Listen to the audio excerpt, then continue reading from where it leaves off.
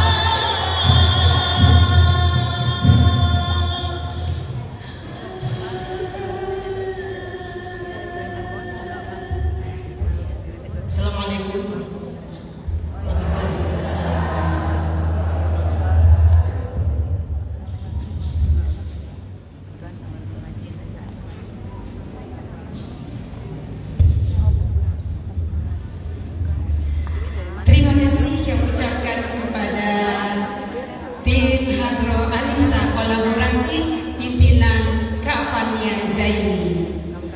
Naik pesawat ke kota Jambi, pesawat terbang ke arah barat yang selalu berselawat kepada baginda Nabi, insya Allah selamat dunia akhirat. Amin amin ya rabbal alamin. Hadirin jamaah rahimakumullah, tibalah saat yang kita nanti-nantikan, yaitu tausiah dari guru kita tercinta Al-Mukarramah Ustazah Nurziah Abdullah Safi MA. Acara sepenuhnya kami serahkan dengan segala hormat.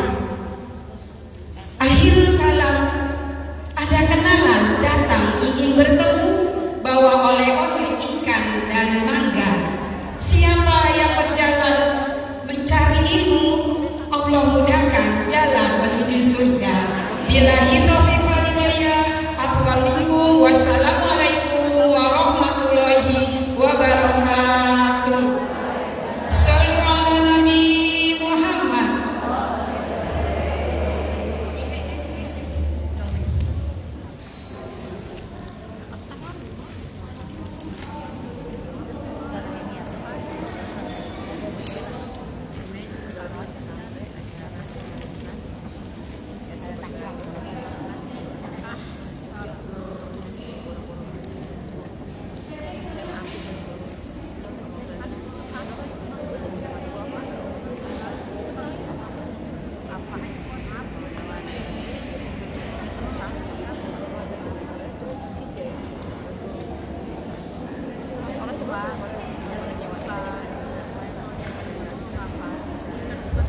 Halo, cek 1 2.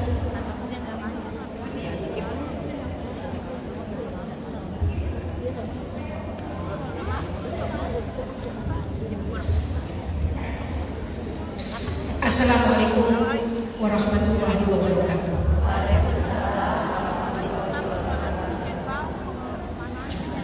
Bismillahirrahmanirrahim. Alhamdulillahirabbil alamin. Wa bihi nasta'in ala umuri dunya waddin. Wassalatu wassalamu ala asyrafil anbiya wal mursalin sayyidina Muhammadin wa ala alihi wa sahbihi ajma'in. Al-Fatihah. Anallaha yaftahu alaina futuhal arifin. Amin. Halaman 3.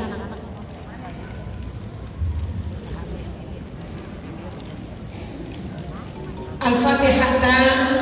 Anallaha yaftahu alaina futuhal arifin. Bohong, kitab-kitabnya putih. Itu tuh. Wa yufaqihuna fiddin. Wa yarzuquna kamalal ikhlas wal yaqin. Udah ketemu? Halaman 3. Summa ila arwahil ulama'il amilin. Ini pun niat nih. Ini niat. Jadi kita harus punya niat untuk di majelis ilmu supaya ada catatan pahalanya di sisi Allah. Jadi ketika kita duduk, kita melakukan aktivitas, ada nawaitnya. Ini niatnya yang saya ajak sebelum ibu mengikuti pelajaran pada pagi yang berkah ini. Halaman 3 yang warna putih, jangan ketukar kitabnya, ya. Al-Fatihah. Anallaha yaftahu alaina futuhal arifin wa yufaqihuna fiddin wa yarzuquna kamalal ikhlas wal yaqin. Summa ila arwahil ulama'il amilin wal awliya'is shalihin.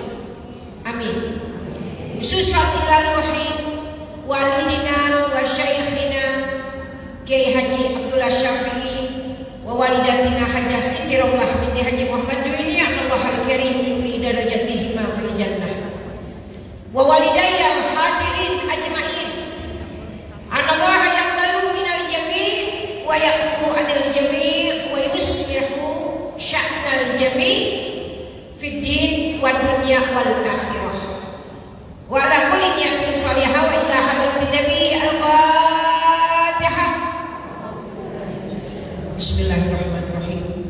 Alhamdulillahirabbil alamin arrahmanir rahim maliki yaumiddin iyyaka na'budu wa iyyaka nasta'in ihdinas siratal mustaqim siratal ladzina an'amta 'alaihim ghairil maghdubi 'alaihim waladdallin amin rabbighfir lana wa liwalidina amin. Ya Rabbi bil Mustafa baligh maqasidana waghfir lana ma madha ya wasi'al karami.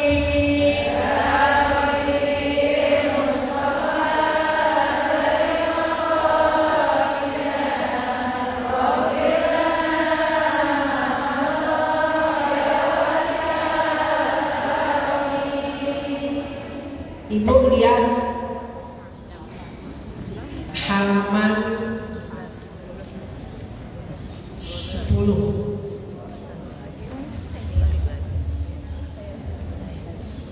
Halaman 10.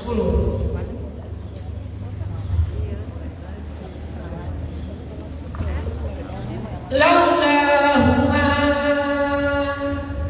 sanatil banu'an tarabin ila madinatihil gharai wal haramin.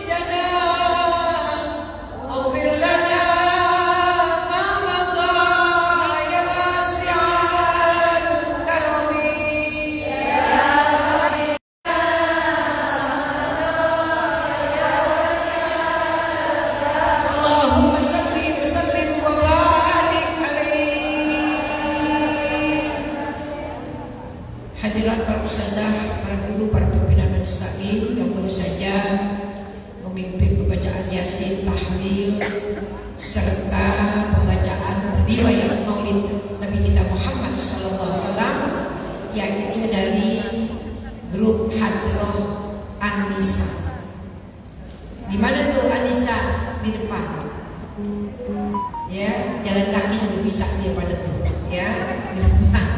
An-Nisa di depan tuh ada masjid sebelah kanan itu. Kalau mau jalan ke depan itu pintu gerbang ke kiri, ada masjid di sebelah kanan. Dia di situ. Ya, jadi dekat, jadi tetangga. Makanya mereka ingin tampil pada hari ini. Insya Allah, mudah-mudahan kita doakan mereka semua dalam kesehatan dan keberkahan. Terima kasih jazakumullah ahsanal jazaa buat grup An-Nisa pimpinan Fania Zaini.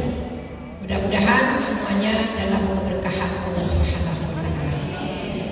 Para ustazah jamaah sekalian yang sudah hadir di dalam taklim bulanan di bulan Juli, bulan liburan anak-anak kita semua. Ibu ya, ibu yang punya anak pasti liburan. Jadi hari ini di bulan Juli, tapi tetap kita sempetin hadir karena taklim saya tidak sampai siang. Jam 10 kelar. Jadi buat sekalian jam 10 ibu masih bisa kemana aja jalannya. Jadi pagi hadir di majelis ini karena pelajaran kita pelajaran kitab. Jadi kalau sekali ibu nggak datang, ya ketinggalan. Jadi kalau kita datang secara kontinu, insya Allah nyambung. Karena pelajarannya satu bab dari hadis satu ke hadis berikutnya.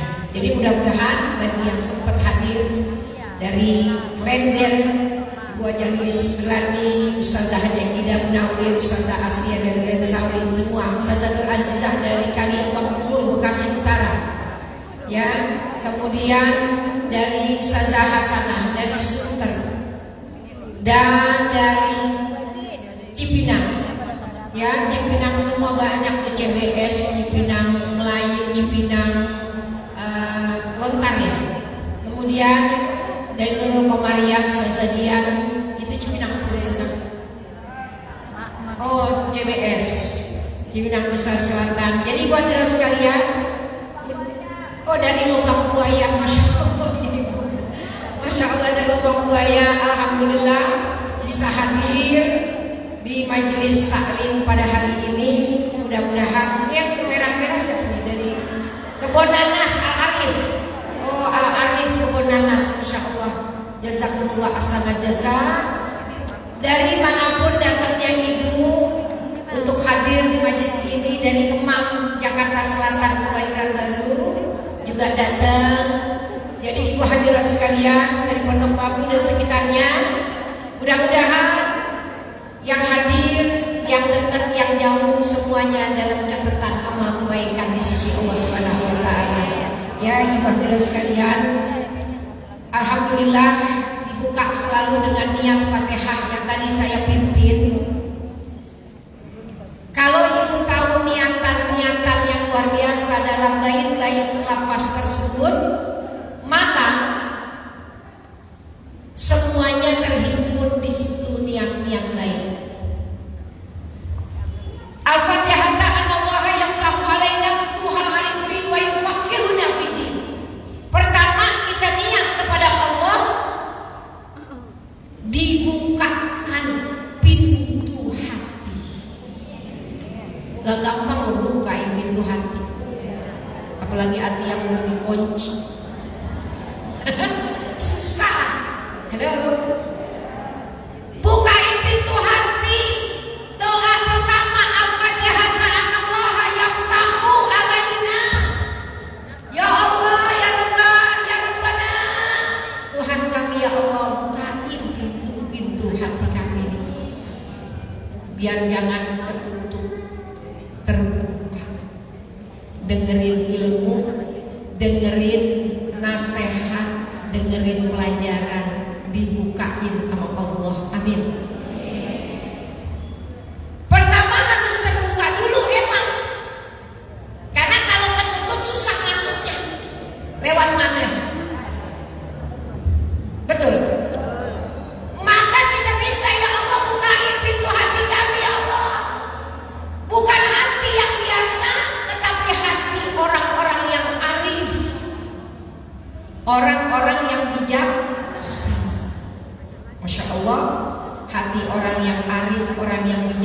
bijaksana hatinya. Orang-orang yang bisa menempatkan sesuatu pada tempatnya, itu orang yang bijaksana. Itu enak banget tuh kalau orang punya hati bijaksana ya Bu, nggak ada empet-empetnya sama orang. Betul apa betul? Hatinya bijaksana. Oh dia begini, biarin deh. Ya Bu ya, emang dia mungkin ada halangan, punya uzur, punya sesuatu yang menjadi alasan. Hatinya luas.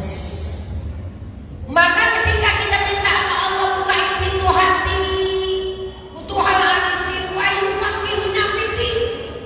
Nomor 2, lebih luar biasa tadi Bu, niat yang tadi kita baca. Apa? Wa yufaqihuna fiddin, minta paham dalam agama. Yufaqihuna fiddin, paham dalam. Bukan sekedar kita dengerin masuk kuping kanan, nyeplos kuping kiri. Tapi yang namanya faqih, ilmunya dia dengerin, ilmunya dia pelajari, kemudian dipakai, diamalin. Masya Allah, luar biasa. Itu yang susahnya Bu.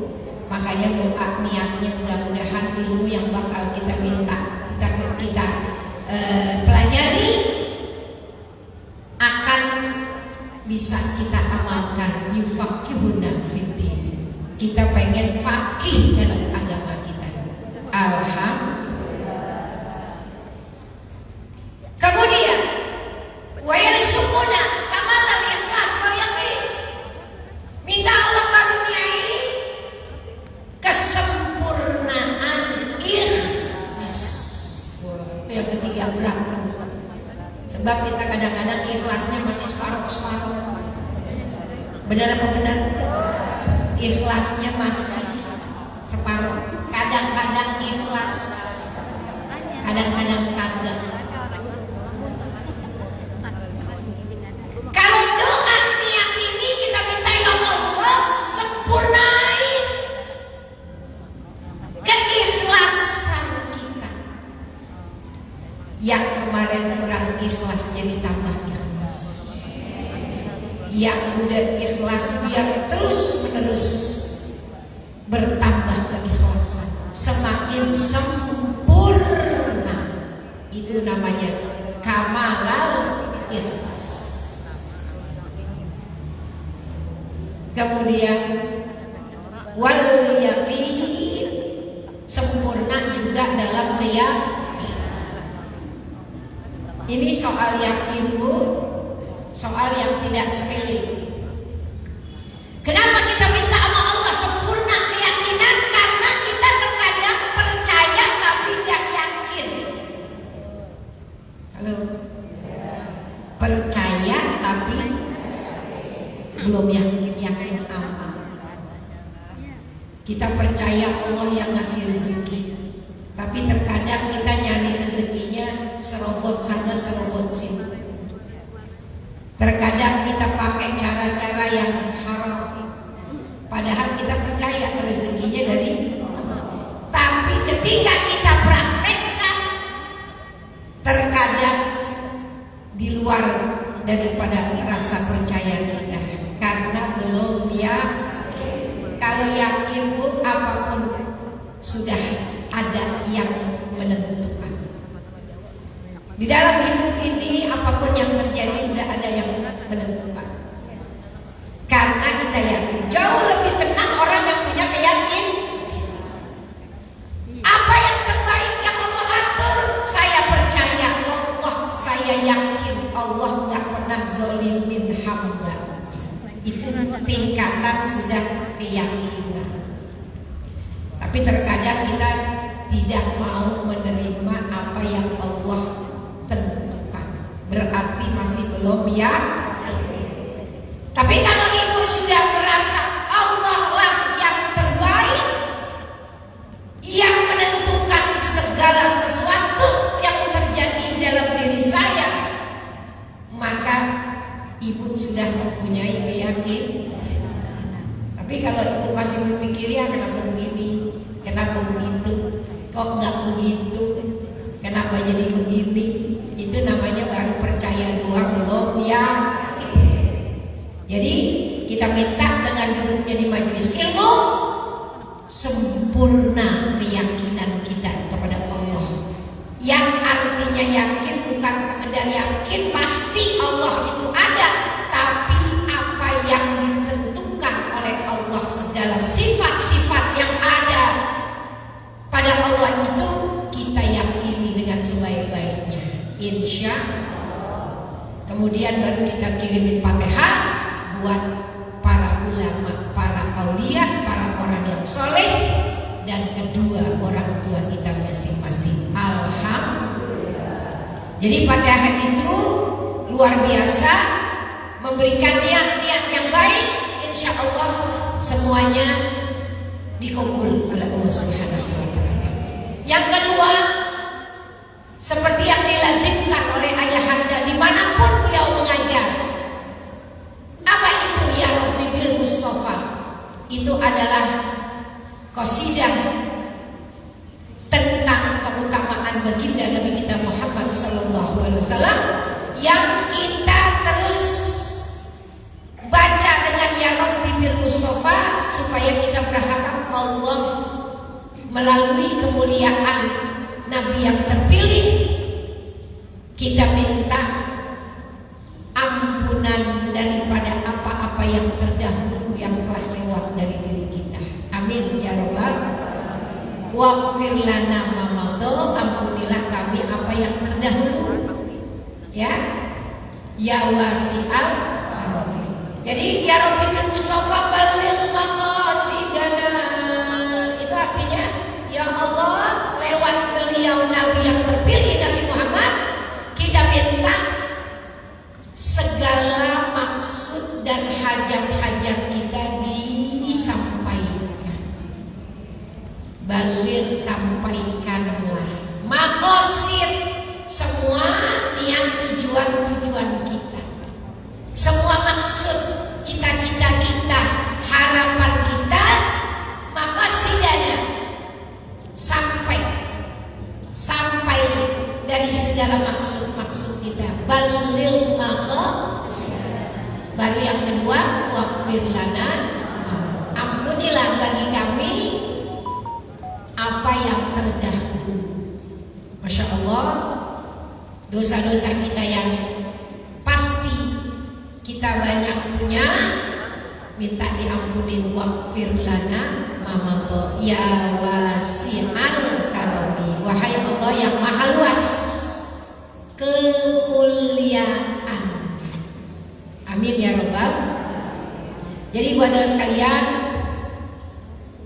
alhamdulillah semuanya sudah kita baca, dan kita berharap apa yang ada di hati kita, mudah-mudahan Allah Maha Tahu, mudah-mudahan dikasih kemudahan semua hajat kita. Amin ya Rabbal. Ibu hadirin sekalian, saya ingin menyampaikan pelajaran pada hari ini, tetapi saya ingin menyampaikan bagaimana hari ini adalah hari yang istimewa di tahun baru 1446 Hijriah. 1446 berarti tahun Hijriah kita sudah sampai ke melebihi 14 abad yang lalu. Maka saya ingin menyampaikan apa yang ada di dalam tahun baru Hijriah. Pasti kita terkadang tidak banyak tahu apa yang ada di dalam bulan Muharram yang sangat mulia. Satu ingin saya sampaikan, tahun baru Hijriah. Banyak kita tidak hafal bulan-bulan Hijriah. Jumlahnya sama 12. Kalau Masehi Januari, Februari, Maret, April sampai Desember 12. Bulan Hijriah sama 12. Di diawalinya sekarang tanggal 1 Muharram.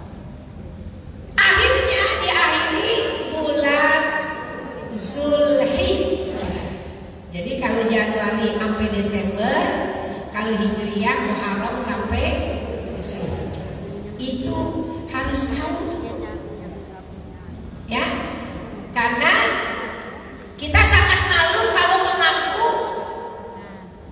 bahwa kita menjadi seorang muslim tapi kita tidak banyak tahu tentang bulan-bulan Hijriah.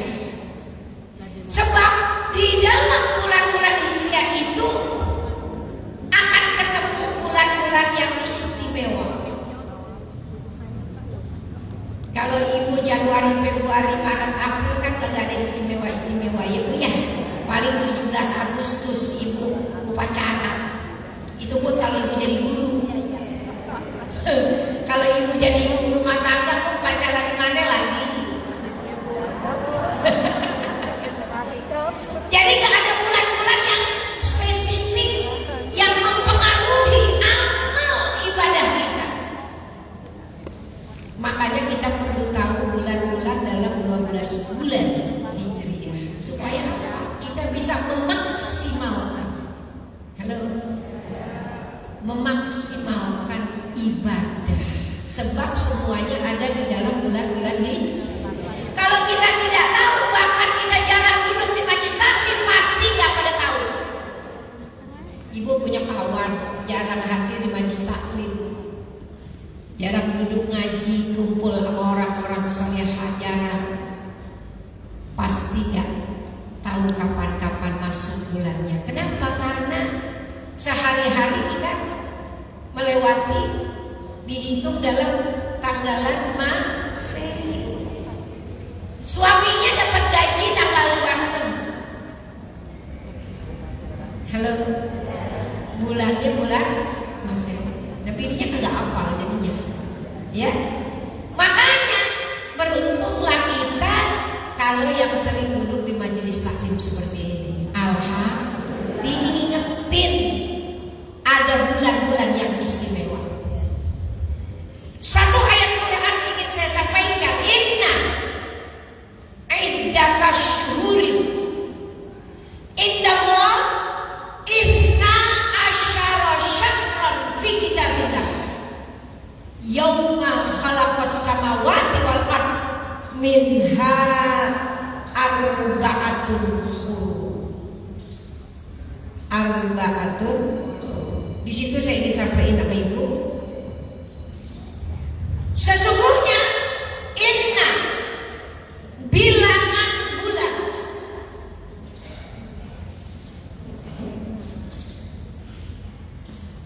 inna iddatash bulan-bulan ya. Kalau syahrun 1 bulan, tapi kalau syuhur jamak bulan-bulan karena bulannya banyak jadi syuhur. Inna iddatash syuhur, sesungguhnya bilangan-bilangan bulan.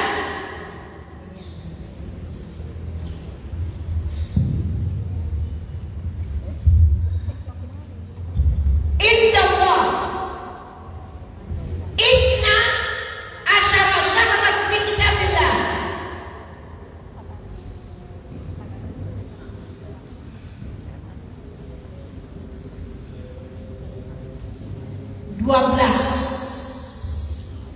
Ada berapa? 12 bulan. Awalnya ini ngomongin Hijriah ya Bu, masih nyambung kan? 12 bulan yang namanya tahun Hijriah diawali tadi saya bilang bulan Muharram sampai Zulhijjah. Jumlahnya sama. Ada arba'atul huruf di antara 12 ini kata Allah.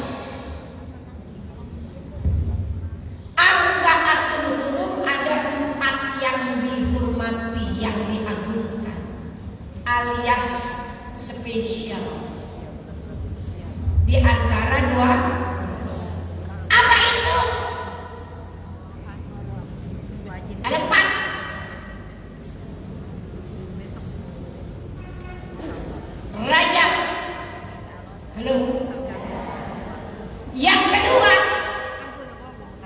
Zulhijjah,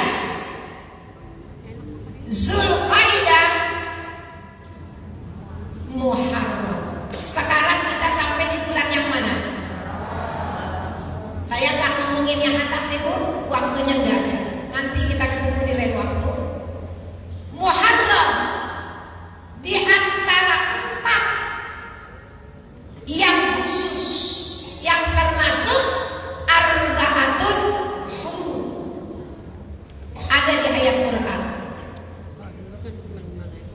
Maka sekarang kita berada di bulan Muharram, pasti ada hal-hal yang istimewa terjadi dalam bulan Muharram, sehingga bulan Muharram itu dipilih oleh Allah di antara 4 arba'atun hurum. Kita ngomongin Muharram. Bulan Muharram menjadi awal daripada tahun Hijriah.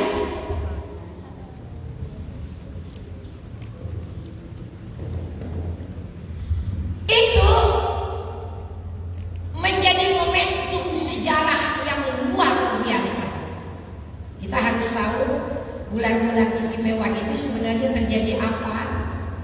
Saya ingin menyampaikan pelajaran itu buat ibu. Saya yakin belum tentu ibu pernah membahas secara detail. Bulan Muharram dikatakan dalam sebuah kitab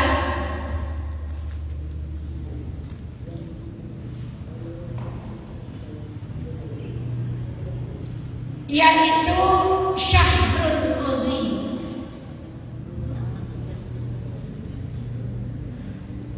bulan yang agung. Ini kitabnya udah gak begitu bagus, tapi punya ayahanda. Coretannya coretan ayahanda semua, ya.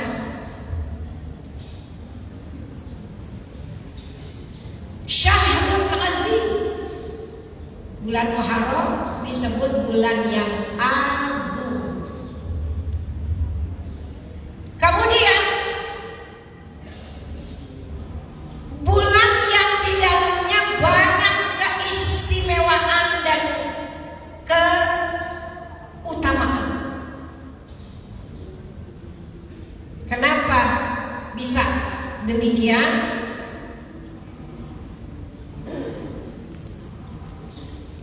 Karena bulan Muharram di situ bagi orang yang berpuasa,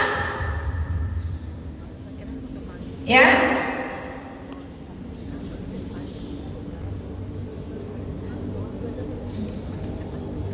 orang yang berpuasa di bulan Muharram itu sangat utama karena bulan Muharram adalah paling utama bulan untuk kita berpuasa setelah bulan Ramadan. Kedudukannya setelah Ramadan tinggi apa kan? Jadi kalau kita puasa di bulan Muharram, kedudukannya tinggi setelah bulan Ramadan. Tetap orang puasa Ramadan nomor 1. Di bawahnya orang yang puasa di bulan Muharram. Makanya wa fadluhu katsirun amin, keutamaannya banyak di dalam bulan Muharram ini. Ibu hadirat sekalian, di dalam sebuah riwayat disampaikan orang yang berpuasa di bulan Ramadan, di bulan Muharram bisa pada saat pertama puasa Tasyrik. Jadi karena bulannya bulan istimewa, isi dengan ibadah yang dia cocok. Ya Bu ya, jangan kita udah ketemu sama bulan yang istimewa, ibu ibadahnya B aja. Tahu B aja? Biasa-biasa aja lagi. sembahyangnya biasa aja, baca Qurannya biasa aja, nggak puasa, berarti ibu tidak menghormati syahrul azim. Kita tidak menghormati keagungan bulan yang istimewa. Makanya ibadahnya juga kita harus istimewa. Kita kepengen dapat surga yang paling istimewa, surga Firdaus mintanya, tapi ibadahnya be aja. Ibadahnya biasa aja, padahal pengennya tempatnya nanti di akhirat istimewa. Harus diimbangi dengan ibadahnya juga istimewa. Jadi keutamaan mengisi keagungan Ramadan Muharram ini salah satunya dengan berpuasa, karena kedudukannya tinggi di bawah puasa Ramadan. Kapan? Satu, Tasyrik pada hari ke-9 Muharram. Jadi masih keburu kan saya ngomong sekarang? Sekarang baru tanggal 1, masih tak 8 hari lagi. Kata ibu, kalau gitu gue dari sini gue pengen makan. Yang pertama, 9 Muharram.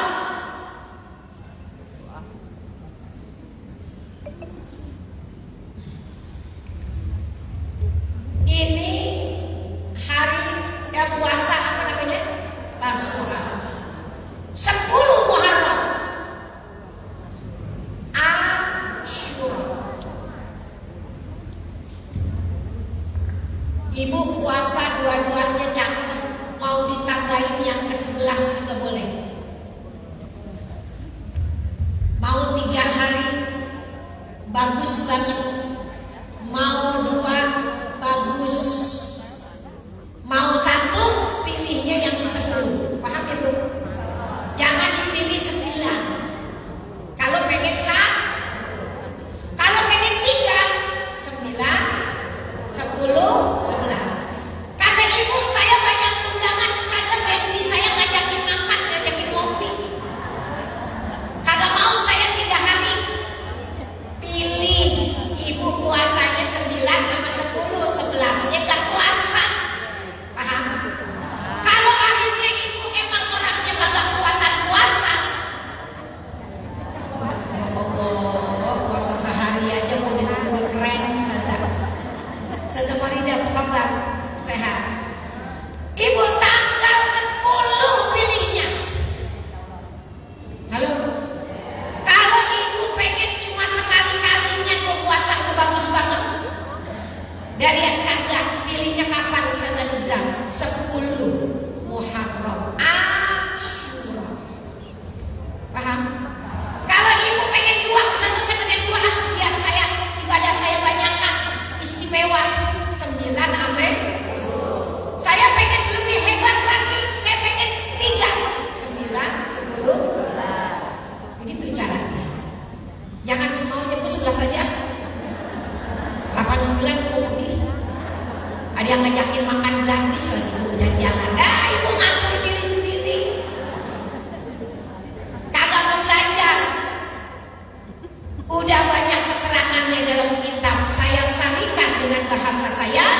Ibu pengen 3 cakep, 9, 10, 11. Mau dikorting 2 aja, saya mau pergi 9 sampai 10. Jangan dipilih 10 sampai 11 ya Bu. Jangan.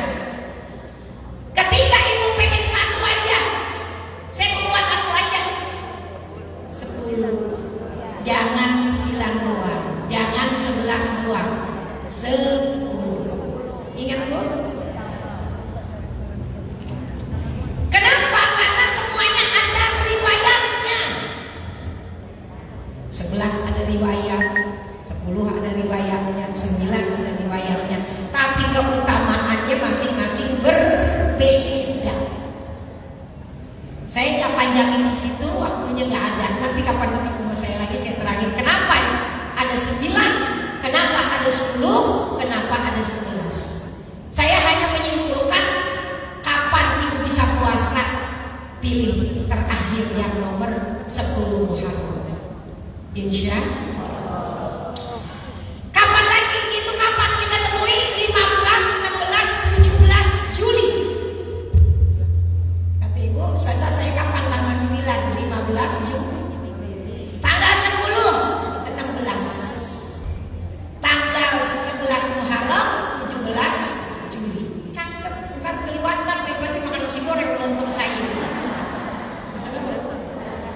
Catat itu. Tanggal 9 Muharram 15. Tanggal 10 Muharram 16 Juli. Kata siapa? Hah? Dari Departemen Agama. Ya udah, berarti kalau emang dari Departemen Agama, kita kan ngikutin Departemen Agama itu. Nanti nggak usah dilihat tanggalnya, lihat tanggal 9, 10, 11. Kalau emang tanggalnya tidak sama seperti yang kita yakini sekarang, misalkan kata Departemen Agama besok baru tanggal 1, berarti 15 menjadi 6. Ya, tinggal dirubah saja. Kita itu ngikutin Departemen Agama. Ya. Kenapa orang sekarang bertanya-tanya apa nih? Kita puasa Ramadan pada minggu. Ikutin Departemen Agama. Pemerintah, ulil amri, halo. Gak usah beristihad. Kita nggak punya ilmu yang memadai. Orang beristihad harus punya ilmu-ilmu yang cukup. Jadi nggak bisa cuma dengar si anu puasanya sekarang, atau ikutin puasa sekarang. Nggak cukup kita beristihad gitu. Kita ada pemerintah, Departemen Agama. Kenapa saya bisa berkata begitu? Karena saya langsung mempunyai pengalaman dengan ayahanda almarhum semasa hayatnya. Telepon berdering-dering dari semua lapisan masyarakat nanya, Bapak Kiai puasanya hari apa? Saya bagian resepsionisnya. Kata ayahanda, angkat, nggak bisa jawab. Jadi saya yang jawab. Saya tutup, ada lagi yang telepon, saya jawab lagi. Akhirnya jadi saya tahu. Ternyata ayahanda begitu cara memberikan keputusan dalam hal-hal yang bersifat penentuan bulan, terutama tanggal 1 bulan Ramadan. Jadi bukan baru-baru sekarang aja orang yang pada bingung kapan puasanya, sekarang atau besok, kan begitu ya Bu ya. Giliran puasa pengen besok, dan lebaran pengen yang duluan.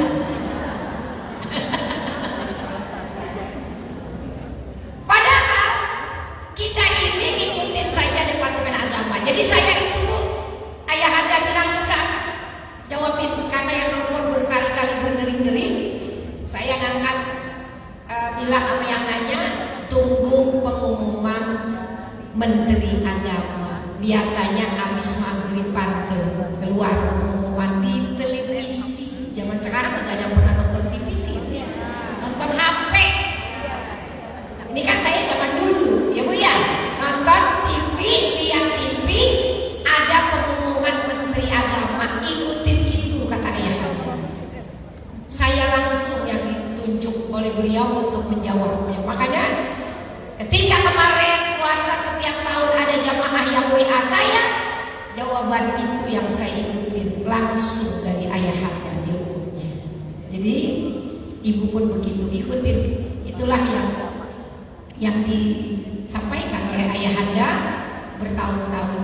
Karena saya setiap hari bersama beliau, jadi saya yang bagian ngangkat telepon untuk menyampaikan orang yang nanya model begitu.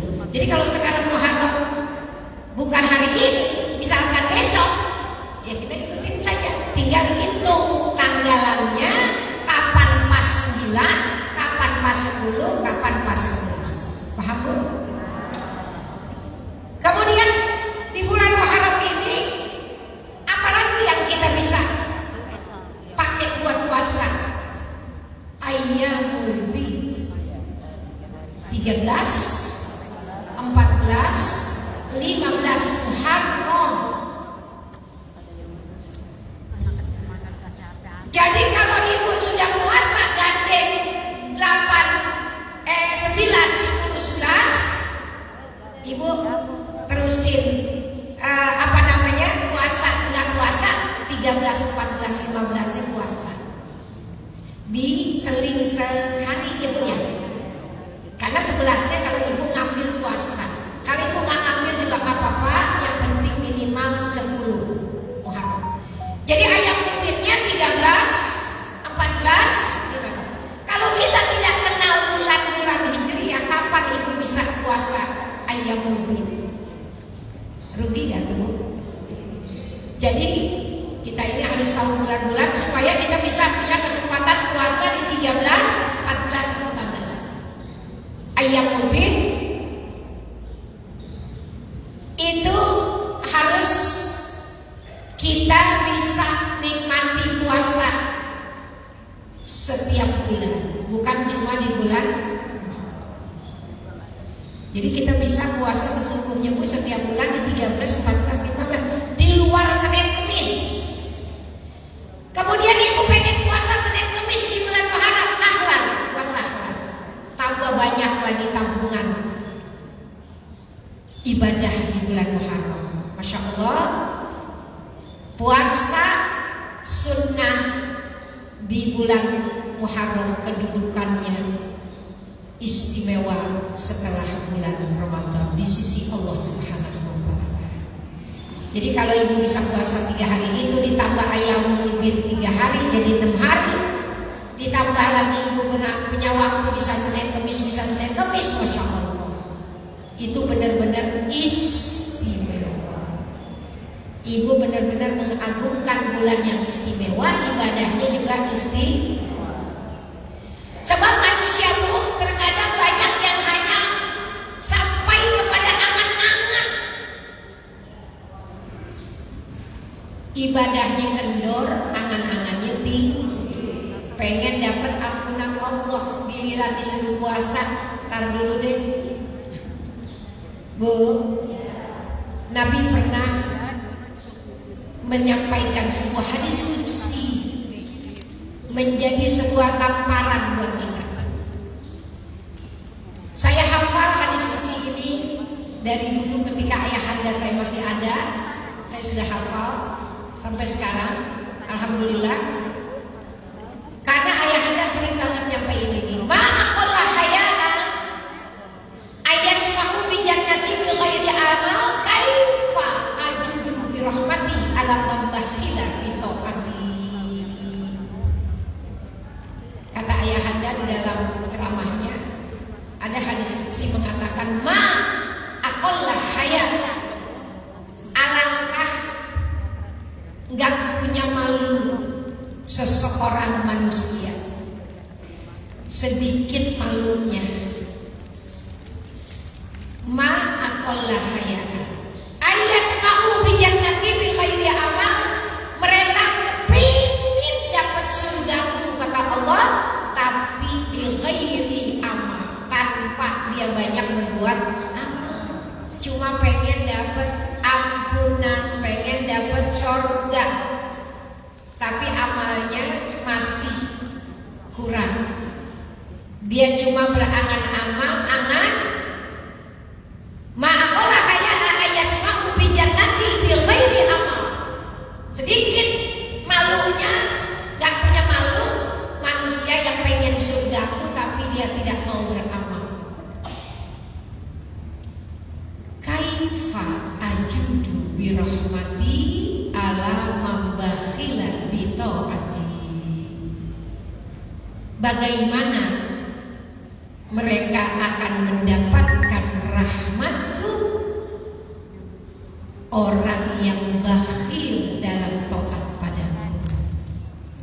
Taat perintah Allah dia pelit, gak mau taat, tapi dia pengen masuk surga, taatnya masih perhitungan, ya Bu ya. Bagaimana dia akan dapat rahmatku kata Allah? Kaifa ajudu bi rahmati ala mambakhila bi taati. Menjadi sebuah renungan bagi kita terkadang ngangen-ngangenin dapat surganya Allah, tapi ketika ibadah masih hitung-hitung. Benar. Capek aku kemarin baru juga puasa Ramadan, baru sebulan puasa. Pakai pada puasa Syawal. Dia ngaku lagi.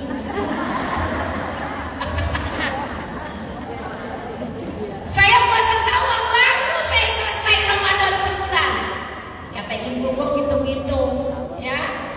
Gilirannya pengen dapat surganya. Padahal kata Allah dalam hadis qudsinya yang tadi saya baca, "Ima aqalla khayala ayat ma'u bi jannati bi ghairi amal kaifa ajudu bi rahmati ala man bakhila bi ta'ati." Masya Allah, betapa manusia boleh dikasih tahu tuh sama Allah sedikit malunya, bahkan gak punya malu. Mereka ngarep-ngarep surgaku tapi gak mau beramal. Bagaimana aku bisa memberikan rahmatku buat orang yang bakhil dalam taat padaku? Itu ucapan yang begitu indah menampar diri kita bahwa kita tidak cukup hanya berangan-angan mendapatkan surganya Allah, harus ada buktinya dalam amal ibadah. Maka gaskan di bulan Muharram ini banyak beramal baik. Pasti kalau bulannya istimewa, ibadahnya istimewa, pahalanya juga berlipat-lipat, beda sama bulan yang lain. Jadi insya Allah murah Muharram, bulan yang sangat mulia, di tanggal 10 kita bisa berasyura, berlebaran dengan anak yatim. Di bulan Muharram disunahkan kita untuk banyak bersedekah. Halo, bersedekah. Yang biasa kena nabang sebulan 3 kali, sebulan dipakai buat kita silaturahmi di bulan Muharram, bulan istimewa. Jadi kebiasaan yang istimewa di Muharram ini silaturahmi, meluaskan juga belanjaan di rumah. Nafkah luas di Muharram, ya. Di bulan Muharram meluaskan nafkah, ya. Makan yang biasa pakai toge sama oncom naik sekarang di bulan Muharram. Insya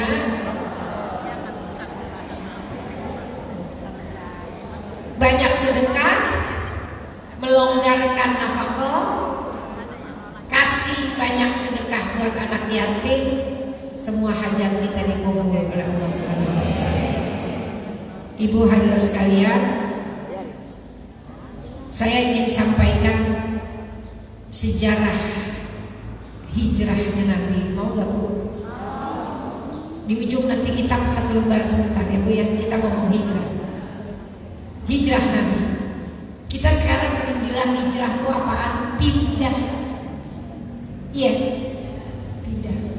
Biasanya kalau bicara pindah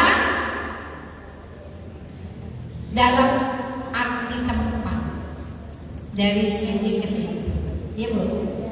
Karena Nabi itu dari Mekah ke Madinah. Bagaimana sekarang? Saya hijrahnya kemana Ustaz dan Ustaz? Nabi hijrahnya dari Mekah ke Madinah. Kita ini hijrahnya adalah hijrah maknawi. Hijrah maknanya kita berubah dari jelek kepada yang bagus, akhlak yang jelek ke akhlak yang bagus, dari males jadi rajin. Tuh namanya hijrah, ya. Dari takabur jadi rendah hati. Amin. Amin. Hijrah kita.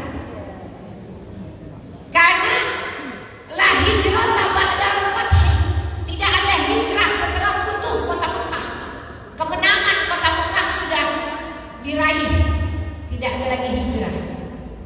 Yang ada kita semua ini hijrahnya dari zulumati ilan nur, dari kegelapan kepada terang benderang, dari malas jadi rajin, dari malas tahajud jadi giroh tahajudnya, dari medit sedekahnya, jadi bares banget sedekahnya. Itu namanya hijrah. Paham Bu?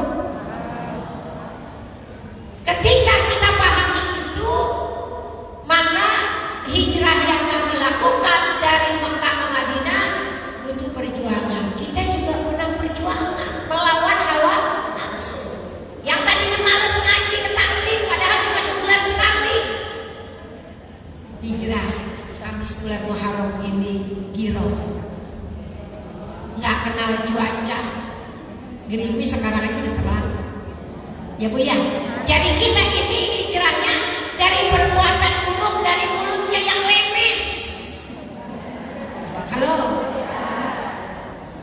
Dari mulut yang lemes ke mulut yang benar-benar tahu mana yang menempatkan ucapannya. Ya Bu, yang pantas diucapkan, yang tidak diucapkan gak pantas jangan diucapin. Insya Allah. Dari yang buruk kepada kebaikan, dari zulmati ilan nur, semuanya kita berubah, pindah. Paham ya Bu ya? Bicara cakep kan Mbak pahamnya? Kita kira cuma tahun baru doang lagi. Ternyata menjadi sebuah momentum buat diri kita. Dalam hal ibadah kita kepada Allah saja kita bisa perbaiki lewat momentum hijrah ini. Kenapa? Karena Nabi pindah juga dari Mekah ke Madinah mengharapkan sebuah perubahan dalam dakwah beliau. Jadi Nabi pindah dari Mekah ke Madinah karena beliau di Mekah mendapatkan tekanan yang luar biasa dari kaum Quraisy yang tidak mau menerima dakwah Nabi, padahal mereka sudah berupaya segala cara untuk menghentikan laju dakwahnya Nabi kita Muhammad SAW. Sampai-sampai di puncaknya ada boikot, ada pengutusan orang yang bisa membunuh Nabi, menyiksa, memboikot perdagangan. Jadi orang-orang Islam itu, umatnya Nabi di Mekah sebelum beliau hijrah udah gak bisa ngapa-ngapain. Belanja ini kagak bisa, diboikot oleh orang-orang kafir Quraisy. Jadi begitu tertekannya suasana kota Mekah pada saat itu, maka berpikirlah untuk bisa hijrah ke kota Madinah. Datanglah perintah Allah di dalam ayat Al-Quran yang memerintahkan untuk Nabi berhijrah dalam surat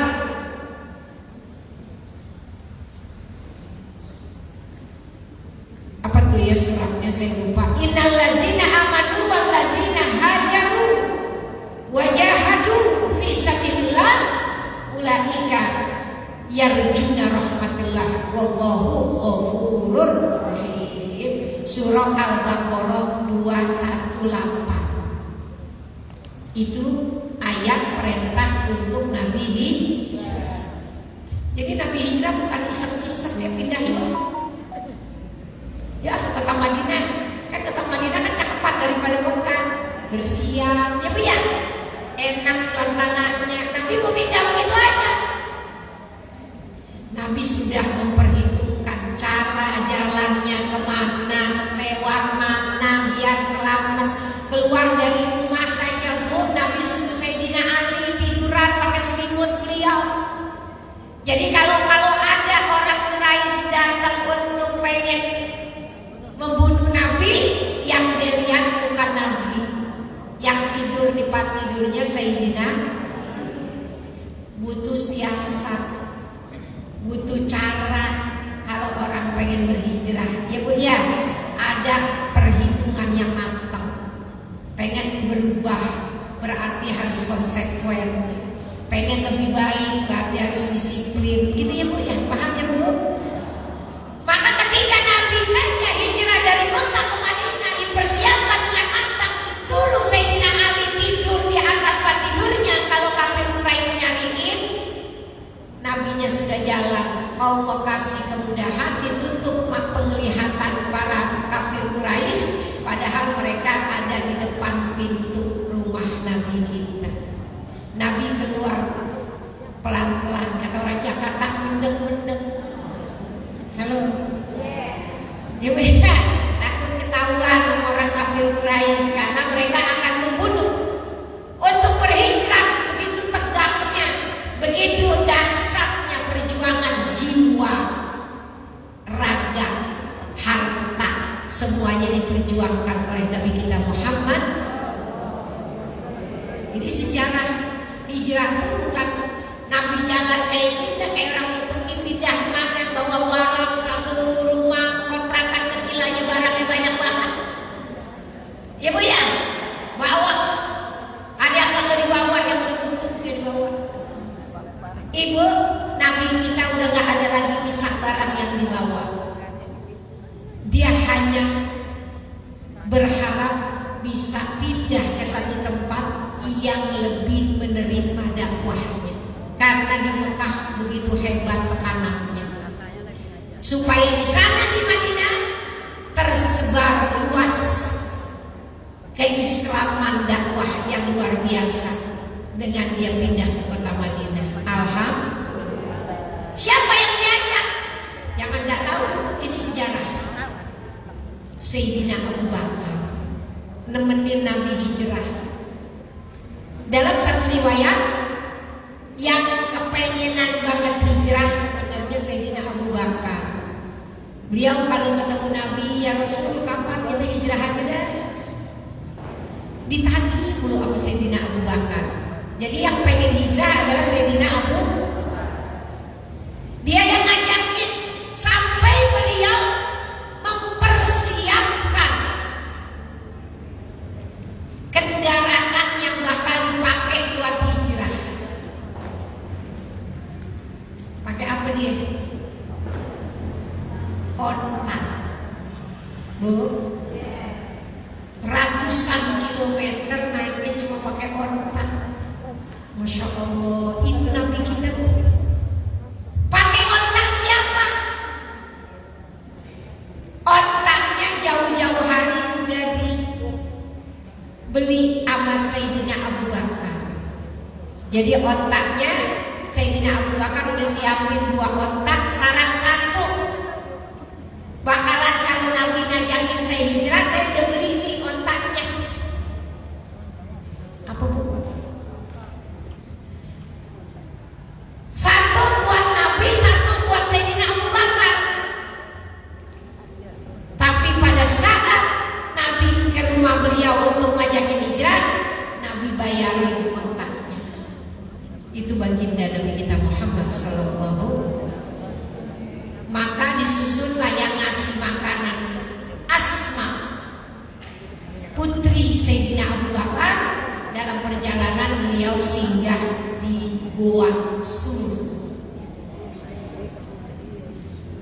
Di Goa Sur. Singgah berapa lama di Goa Sur Nabi? 3 malam. Ibu di Goa 3 malam. Ibu bayangin enak apa kagak? Gak ada lubang anginnya, gak ada AC-nya. Perjuangan baginda Nabi 3 malam di Gua Sur bersama Abu Bakar, sehingga ketika selama di dalam goa itu pasti yang namanya goa jarang orang masukin. Makanya ketika Nabi datang, Sayyidina Abu Bakar lihat, ya Allah banyak lubang-lubang. Banyak apa bu? Lubang-lubang binatang. Apa yang dilakukan oleh Abu Bakar saking cintanya sama Nabi? Tuh lubang disumpel. Halo? Sumpel. Kok disumpel? Takut keluar binatang dari lubang goa itu. Itu sangat cinta Sayyidina Abu Bakar kepada Rasulullah SAW. Disumpelin. Pakai apa nyumpelnya? Bohong, keluar aja, keluar aja. Ketika disumpel pakai baju cintanya kepada Nabi, bajunya dirobek, selendang yang dipakai dirobek buat nyumpel-nyumpel. Lubangnya kebanyakan, sumpelannya kurang.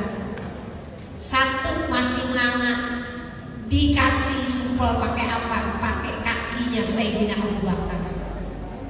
Halo, kakinya melonjor, sebelah buat nyumpel satu lubang yang kagak ada sumpelannya, kehabisan. Ketika disumpel, Nabi beristirahat di paha Sayyidina Abu Bakar.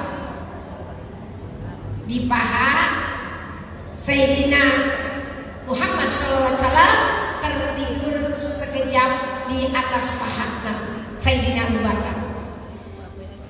Tapi Bu, ada binatang yang menggigit kaki Sayyidina Abu Bakar karena itu lubang disumpel satu sama kakinya. Ibu bayangin, digigit semacam binatang, bukan binatang kecoa, bukan binatang yang biasa. Satu riwayat ada bilang semacam binatang kalajengking gitu, ya, digigit. Pasti Sayyidina Abu Bakar merasakan sakit yang luar biasa. Saking sakitnya air matanya netes ke atas dahi baginda Rasulullah SAW. Karena baginda Nabi lagi tidur di atas pahanya, nahanin sakitnya. Bu, kalau kita kamu lu sana dikit bangun nanti kaki gue mecepet lagi. Begitu nggak kita? Tidaklah terjadi pada Sayyidina Abu Bakar. Saking hebat rasa cintanya kepada Nabi, ketika kakinya digigit, dia tahanin sampai air matanya menetes, nggak bisa ditahan lagi, kena dahi baginda Rasulullah SAW. Sehingga Nabi terbangun. Ada apa yang terjadi? Kemana baju yang selendang yang kau pakai menutupi badanmu? Kenapa air mata yang turun? Nabi gak tahu yang terjadi. Nabi tanya, kata Sayyidina Abu Bakar, aku mau bergerak, takut engkau bangun ya Rasulullah. Bu, takut Nabi mengganggu istirahatnya. Ada yang begitu? Ada yang begitu? Bangun lagi. Begitu kita. Ya, sama teman kita bangun. Kenapa bangun? Karena kaki gue sakit. Kaki gue gigit. Itu kita. Tapi Sayyidina Abu Bakar kelasnya membeda.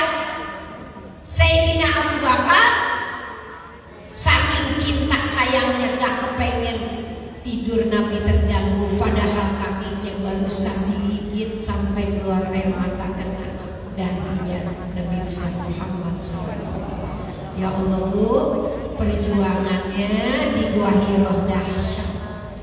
Maka kita harus tahu diri bahwa perjalanan hijrah Nabi sampai beliau di Kubah, meneruskan keluar dari Gua Hiro di jalan yang tidak pernah dilalui oleh manusia supaya tidak terdeteksi oleh kaum Quraisy, sampai di Gua Hiro. Kemudian di Gua Hiro beliau bangun masjid 3 hari saja di situ, lanjut lagi ke kota Yasrib. Masya Allah, di dalam sambutan di sana para kaum Ansor yang menyambut Nabi beserta rombongan membaca selawat saking girangnya, tola al badru alaina min sani yatil wadai wa yabashku alaina madama lillah. Ya Allah, itu selawat yang luar biasa, menjadi selawat sambutan hangat orang-orang Ansor menyambut kedatangan para muhajirin sampai ke kota Madinah. Itulah sejarah di dalam perjalanan